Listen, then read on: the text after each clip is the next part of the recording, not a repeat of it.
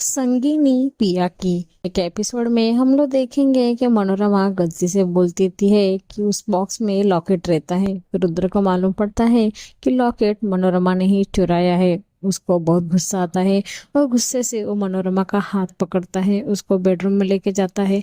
बोलता है, बता लॉकेट किधर है। वो बोलती मेरे पास नहीं है, यहाँ पे रेवती भी साथ में रहती है इधर। रुद्र को बहुत गुस्सा आया रहता है। उसके बाद वो रुद्र बेडरूम में जाता है, सब सामान यहाँ से वहां निकलता है। तो यहाँ पे गौरी भी बहुत टेंशन में रहती है। गौरी चंदू को बोलती है कि चंदू, कुछ भी करके ये जो मैटर हुआ है इसको तू क्लियर कर, झूठ बोल और बोल दे लॉकेट कहीं गुमा ही नहीं है। उसके बाद इधर पे रुद्र को बहुत गुस्सा आता है। रुद्र एकदम गुस्से से बोलता है कि तूने ही लॉकेट चुराई थी ना। ऐसा बोलने से मनोरमा नहीं नहीं बोलती है। ये सब सुन के रुद्र को बहुत गुस्सा आता है। उतने में वहां पे चंदू पहुंच जाता है और बोलता है कि नहीं सर, ऐसा नहीं है, उन्होंने नहीं कुछ किया। तो रुद्र बोलता है कि तुम एकदम शांत बैठो चंदू, ये देखो यहाँ पे लॉकेट है। तो रुद्र चंदू को शांत करता है। वो बहुत भड़का हुआ रहता है। वो मनोरमा को बोलता है कि चंदू की पैर छू के माफी मांगना। ऐसा बोलने से रेवती को बहुत गुस्सा आता है और वो बोलती है कि चंदू हमारा सर्वेंट है, उसके पैर छू के मेरी माँ क्यों माफी मांगेगी।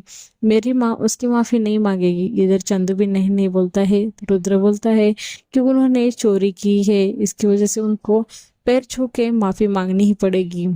तो मनोरमा एकदम रोते रहती है। तो रेवती उसको नहीं नहीं बोलती है। तो रुद्र बोलता हाँ ठीक है, अगर वो माफी नहीं मांग रही तो हम उसको पुलिस के हवाले कर देंगे, पुलिस को हम लोग बता देंगे कि इसने चोरी किया है। ऐसा बोलने से मनोरमा एकदम डर जाती है और बोलती है कि नहीं नहीं, मैं चंदू के पैर छूती हूँ। ऐसा बोल के वो चंदू के पैर छूती है, चंदू से माफी मांगती है। तो रुद्र चंदू के हाथ में लॉकेट देता है, वहां से निकल जाता है। तो यहाँ पे गौरी बाहर सब सुनते रहती है। तो रुद्र एकदम गुस्से में बोलता है, आपने चंदू को झूठ बोलने के लिए बोला था ना। अगर घर के लोग एक साथ में जुड़े रहने के लिए भी अगर झूठ बोला रहेगा तो भी मुझे वो झूठ नहीं चलेगा। मुझे झूठ बिल्कुल पसंद नहीं है। ऐसा रुद्र गौरी को बोलता है। गौरी को बहुत टेंशन आता है। गौरी एकदम सोच में पड़े रहती है। तो यहाँ पे सोलंकी बाहर निकलता है। उतने में वहां पे उसको रोहित दिखता है। तो रोहित उसको पूछता है कि आप यहाँ पे क्या कर रहे हो। तो सोलंकी बोलता है कि मेरा यहाँ पे एक काम था। तो रोहित बोलता है कि मुझे वो प्रोजेक्ट के बारे में सोचना था, अपना प्रोजेक्ट रेडी हुआ कि नहीं, मुझे वो प्रोजेक्ट देखना था। ऐसा बोलने से सोलंकी बोलता है कि अभी वो प्रोजेक्ट रेडी नहीं है, तो इसको मैं क्या दिखाऊं, क्या बोलो। वो ऐसा मन में सोचते रहता है। उसके बाद वो रोहित को बोलता है कि नहीं, आज दशहरा है, सब गोडाउन वगैरह बंद है, मैं कैसे दिखाऊं। तुम गए नहीं क्या दशहरे के लिए घर पे। तो रोहित बोलता है कि मेरी कोई फैमिली नहीं है। तो सोलंकी बोलता है तुम्हारी फैमिली नहीं है लेकिन मेरी फैमिली तो है। मुझे मेरी लड़की का फोन आया था, मुझे तो जाना पड़ेगा। अगर तुम बोल रहे हो तो मैं तुमको दिखाता हूँ प्रोजेक्ट। ऐसा बोलने लगता है। तो रोहित बोलता है कि नहीं नहीं ठीक है, चलेगा। ऐसा बोल के रोहित वहां से निकल जाता है। तो यहाँ पे बिट्टी घर में बैठी रहती है। गौरी भी उसके साथ में रहती है। बिट्टी बोलती है कि माँ, हैप्पी दशहरा कैसा लिखने का, वो उसको पूछती है। उतने में वहां पे पुष्पा आता है। वो बोलता है कि मैं तुझे बताऊंगा कैसा लिखने का। बिट्टी को इसके बीच में बातचीत चालू रहती है।